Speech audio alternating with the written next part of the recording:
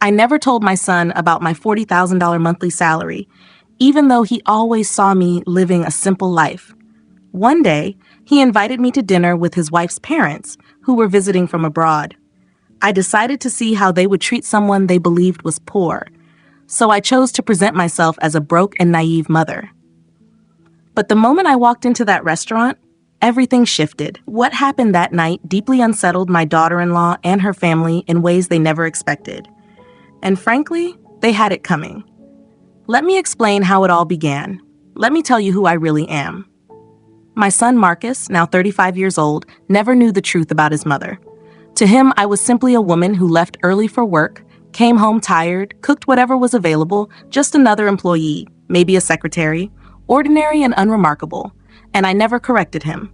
I never told him that I earned $40,000 every month, that I had been a senior executive at a multinational corporation for nearly 20 years, signing million-dollar contracts and making decisions that impacted thousands of people. Why would I?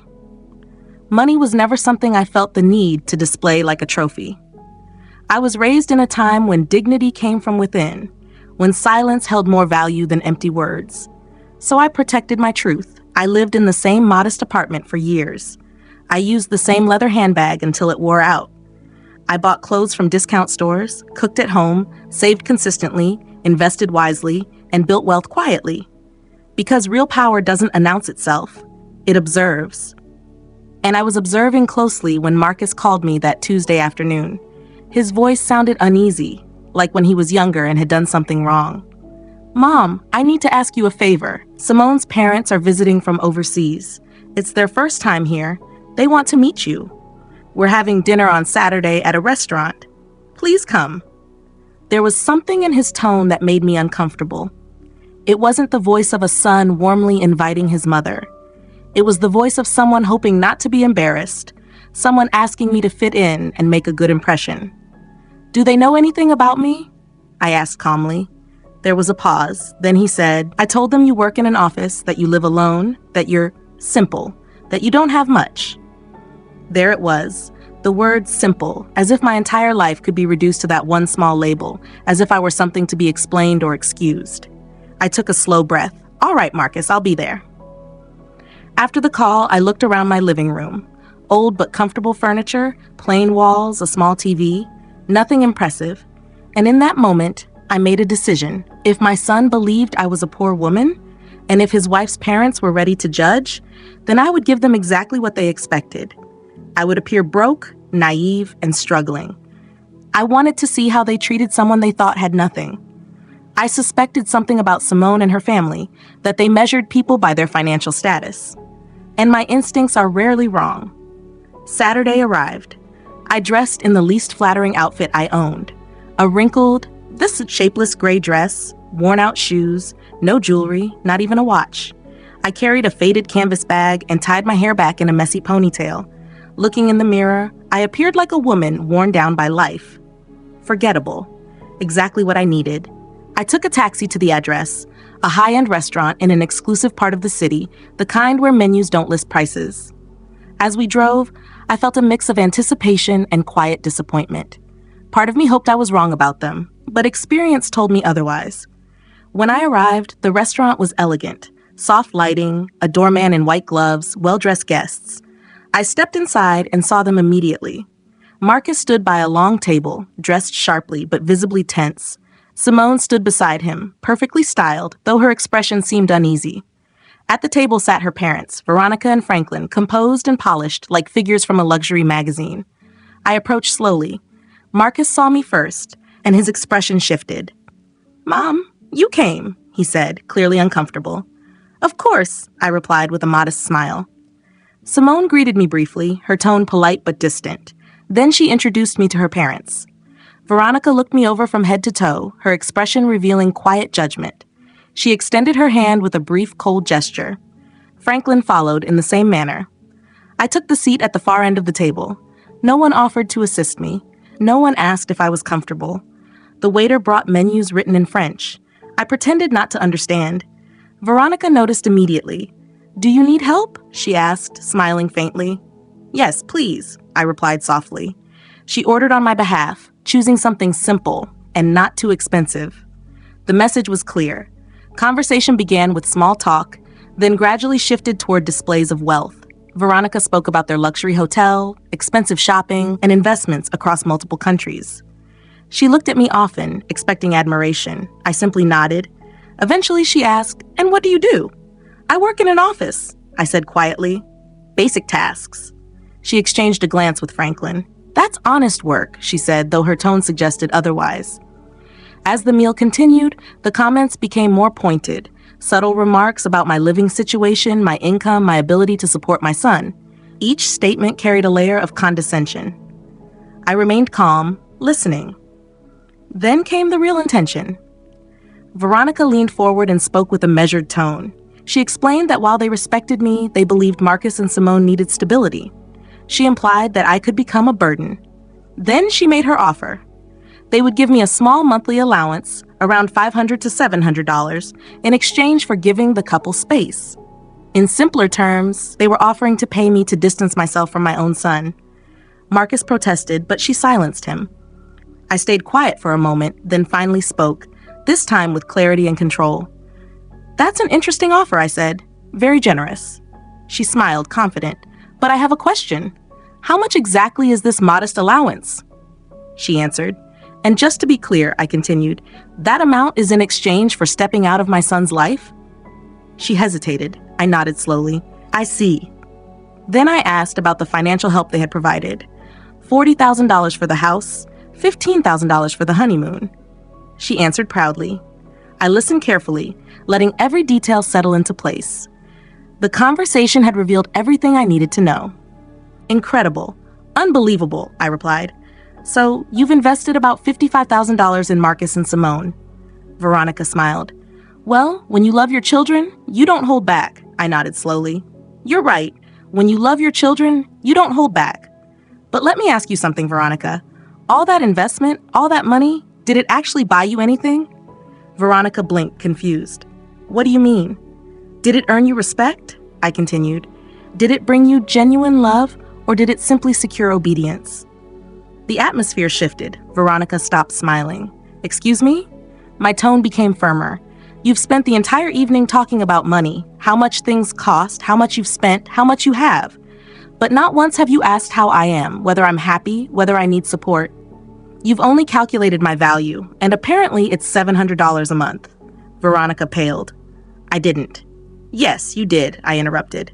"From the moment I arrived, you've measured my worth using your wallet. And do you know what I realized, Veronica? The people who talk most about money often understand the least about real value." Franklin stepped in. "I think you're misunderstanding my wife's intentions." I looked at him directly. "And what exactly were her intentions? To treat me with pity?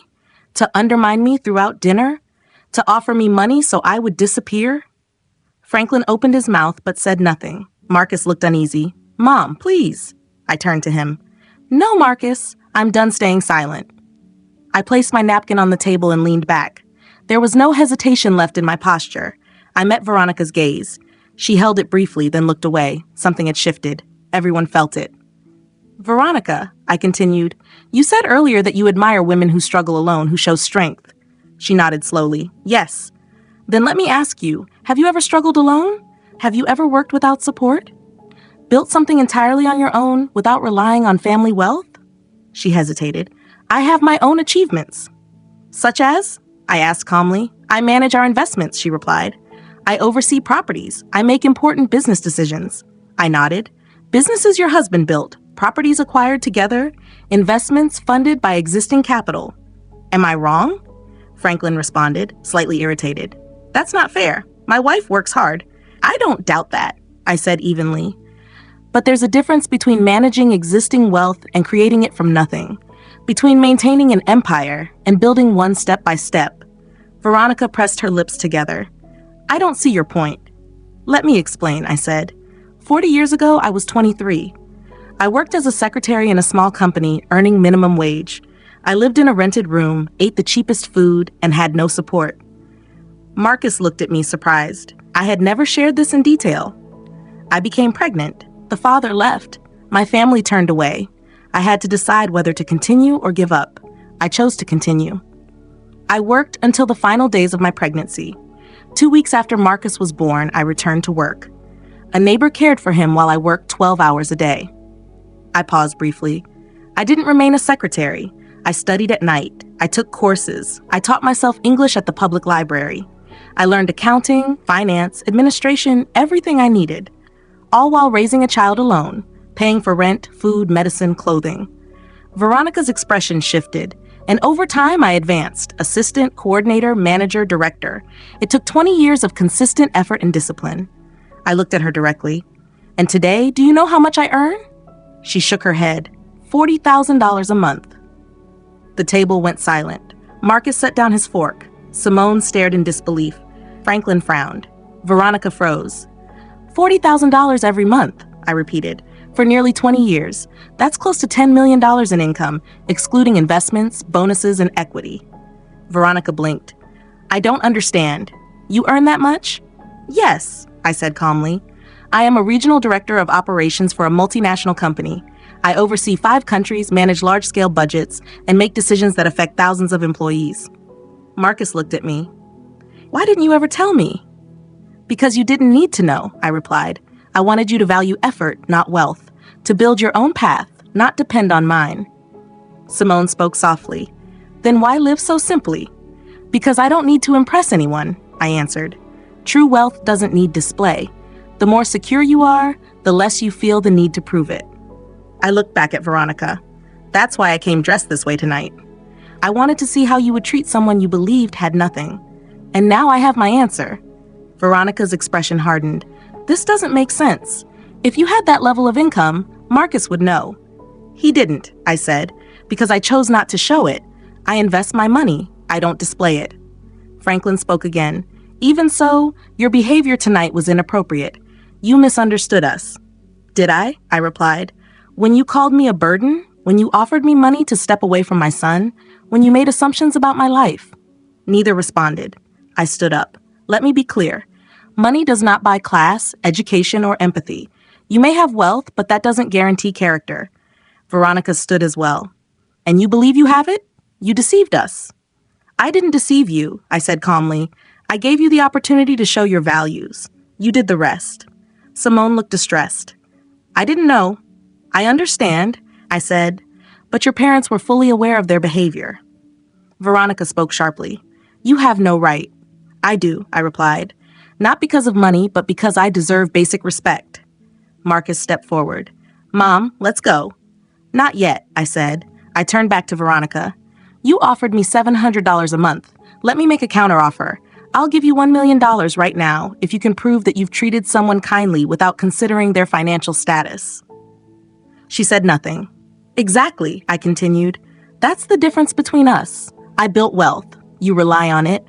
I earned respect. You try to purchase it.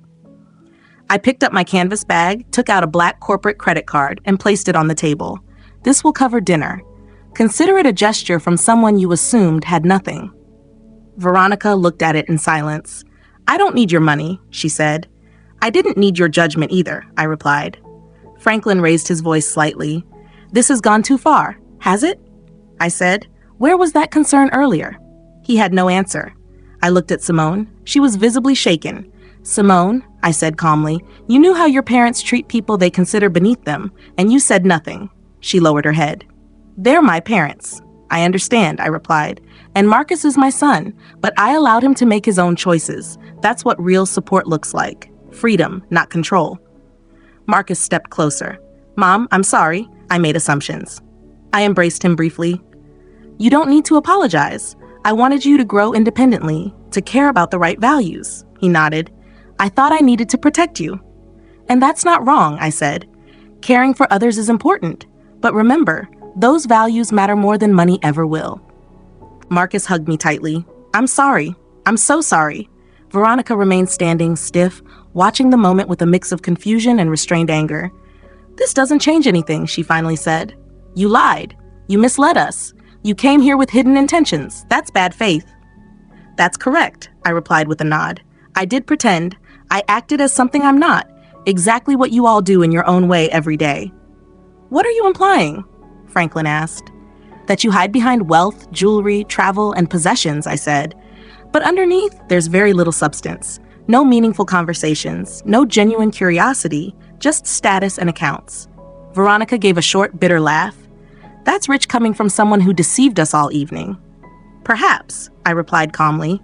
But my deception revealed your reality. Now you can't ignore it. You saw me, you heard me, you felt every disguised insult, and I won't forget them. The waiter approached hesitantly. Would you like anything else? Franklin answered immediately, just the bill. The waiter left. Veronica slowly sat back down. Her posture had changed completely, no longer composed but defeated. Not financially defeated, but stripped of confidence and control. Ara, she said more quietly, I don't want this to damage our family's relationship. Marcus and Simone have a life together. We can't let this... Let this what? I interrupted.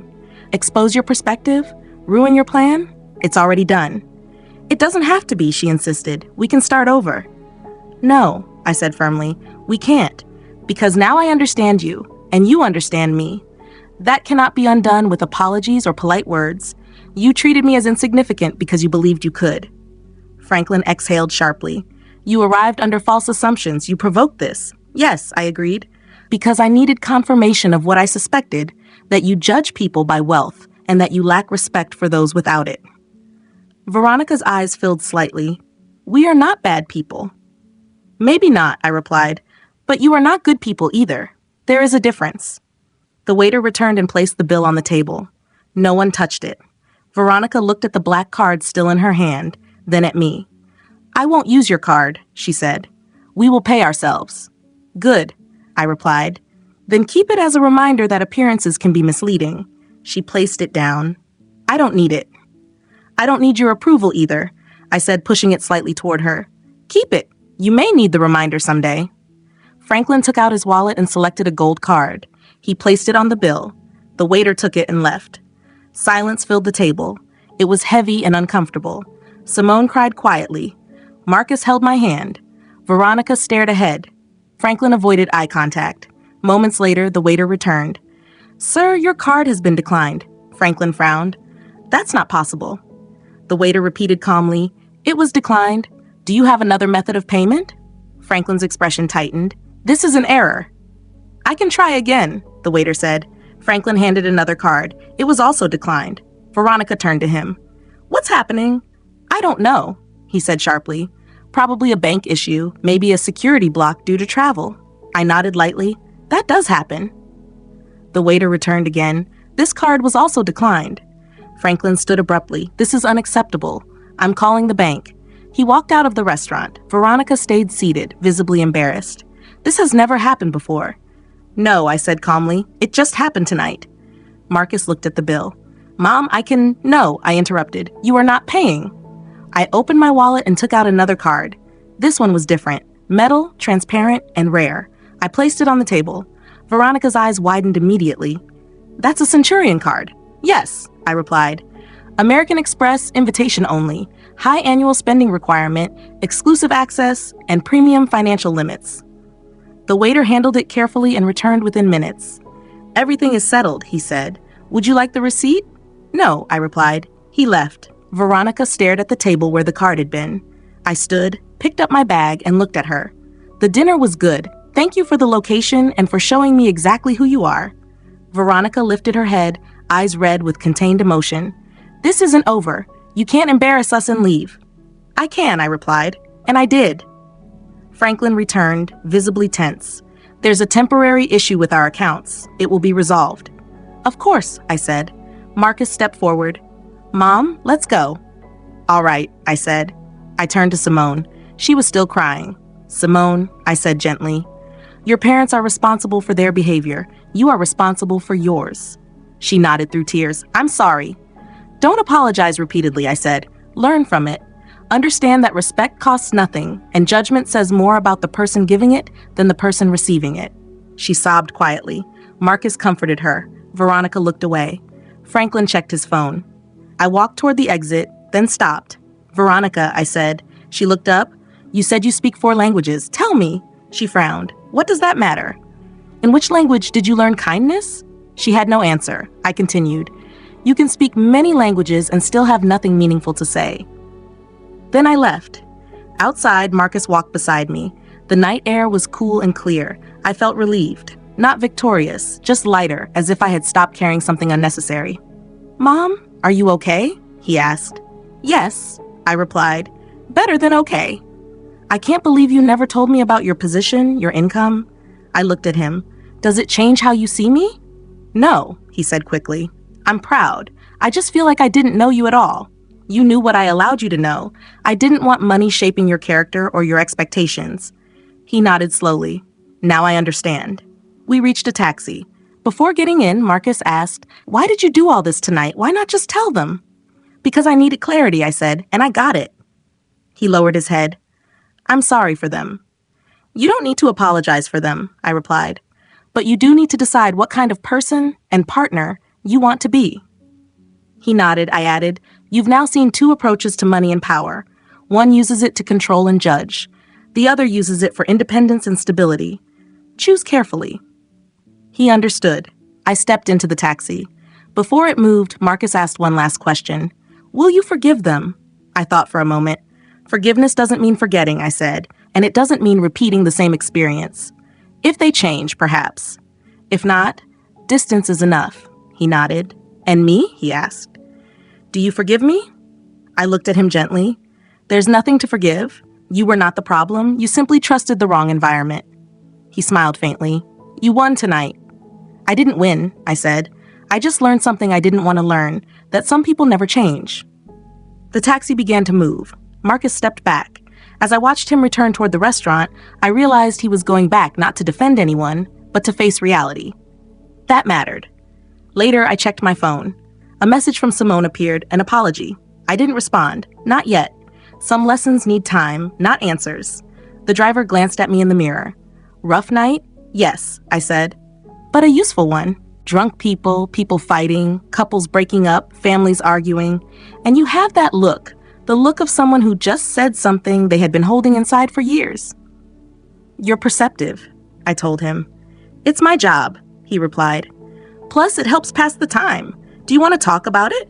You don't have to, but sometimes it helps to talk to a stranger, someone who isn't going to judge you, someone who doesn't know you." I considered his offer. It was tempting, but I shook my head. "Thank you, but I think I've said enough for today." He nodded. "I understand, but let me tell you something. Whatever happened in there, you did the right thing. I can tell because you're calm. You're not crying. You're not shouting. You're processing.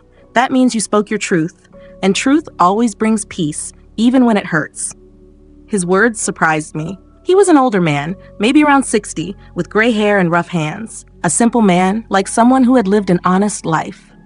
"Do you believe in truth?" I asked him. "I believe in honesty," he replied. "Not always absolute truth, because truth can change depending on who tells it. But honesty doesn't. Honesty is saying things as you feel them, without masks, without lies. Even if it hurts, even if it's awkward, even if it costs you something." I nodded. "You're right." "My wife used to say I was too direct," he continued, "that I spoke without a filter and sometimes hurt people without meaning to. Maybe she was right, but she also said she never doubted me because she knew what I said was real, not calculated, not manipulated, just real." I smiled. "She sounds like a good woman." "She was," he said. "She died 5 years ago." "I'm sorry," I replied sincerely. "Don't be sorry," he said. "We had 40 years together. 40 years of honesty, arguments, reconciliation, laughter, tears. I never went to sleep wondering what she really thought, because she always said it. And I did too. That is a gift." "You're right," I murmured. "It is a gift." The taxi stopped at a red light. "Can I ask you something personal?" the driver asked. "Go ahead." "Are you rich?"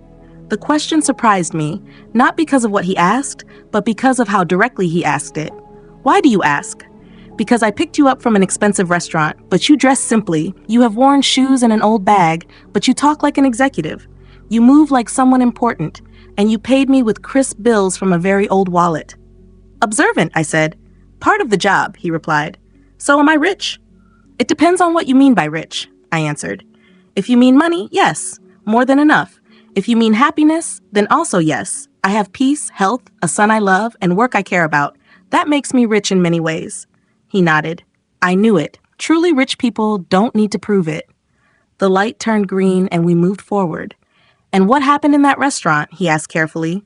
"I pretended to be poor," I said, "to see how they would treat me." He laughed. "That's brilliant. And how did they treat you?" "Like I didn't matter," I said flatly. "They humiliated me. They ignored me. They treated me like I was less than human." His smile faded. "I'm sorry. That must have hurt." "It did," I admitted, "but it also confirmed something, that they didn't deserve my respect, and now they know who I am." "That's intense," he said softly. It was. We arrived at my building, a simple middle-class place, nothing luxurious. "You live here?" he asked. He shook his head. "You're different. Most people with money live in luxury buildings." "I'm a normal person," I said. "I just have more money than most. Money doesn't make me better. It's just a tool." He smiled. "I wish more people thought like that." I paid him. "How much is it?" 30. I gave him 100. "Keep the change." "This is too much," he said. "You listen to me. That matters more than money." He accepted it carefully. "Thank you." As I got out, he said one last thing. "Don't regret tonight. People like you who tell the truth even when it hurts change the world slowly, one conversation at a time." I smiled. "Thank you. I'll remember that." He drove away. I stood in front of my building, looking at the dark window of my apartment. I went upstairs, avoiding the elevator as always. I used my old keys and entered. The apartment was quiet, simple, and clean. No luxury, no decoration meant to impress. Just peace, my space, my truth. I changed into comfortable clothes, made tea, and sat down. I turned on the TV, then turned it off again. I didn't need noise. For the first time in years, I felt free. Free from pretending. Free from silence. Free from expectations. My phone buzzed, a message from Marcus. "Mom, did you get home safely?" "Yes, I'm home," I replied. "I love you. Thank you for everything." I closed my eyes. A tear fell, not from sadness, but relief. "I love you too," I wrote back. That night, I understood something. Real wealth is peace, honesty, and self-respect, not money. The next morning, I woke up early as usual. I made coffee and watched the city wake up. Marcus called. His voice was heavy. "Mom, I need to tell you what happened after you left." He explained everything. The confrontation at the restaurant, the arguments, the truth coming out, his anger. Simone finally speaking up against her parents. They tried to justify themselves, he said. But Simone saw everything clearly, for the first time. "And you?" I asked. I told them the truth, that they were wrong, that I wouldn't accept their behavior anymore. "Good," I said. "That's growth." He continued. They tried manipulation, threats, guilt, but it didn't work. Simone stood firm. So did he. "We feel lighter now," he said. "Because you let go of control," I replied. "Now you can live your own life." He thanked me. Later, Simone wanted to meet me. Marcus asked what I thought. "Tell her to come later," I said. "Not immediately. Real understanding needs time." That afternoon, I went for a walk. No destination, just walking, thinking. People were everywhere. Families, couples, children. Ordinary life. Simple happiness.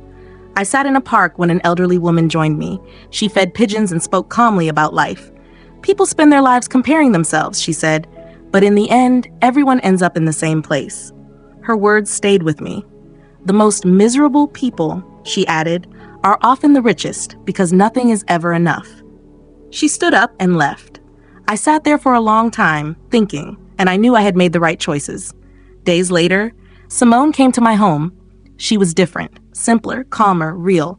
She apologized. Then she explained everything about her parents, their past, their trauma, their fear of poverty. "They don't know another way to live," she said. "I understand," I replied. "But understanding doesn't mean accepting harm." She nodded. She admitted she had stayed silent for too long. "But now I see clearly," she said. "Money isn't worth losing yourself." We talked for a long time, not as strangers, not as roles, but as people. Before she left, she asked, "Can you teach me how to live like you?" I shook my head. No one teaches that. You learn it by living, by choosing honesty over approval. She promised to try. After she left, I sat alone in my apartment, calm, complete. Marcus later texted, "Thank you for everything. Simone changed because of you," I replied. It wasn't me. It was truth. That evening, I watched the sunset, and I understood something final. Real wealth is not what you own. It is how peacefully you live with yourself. And for the first time, I didn't need to pretend to be anything else.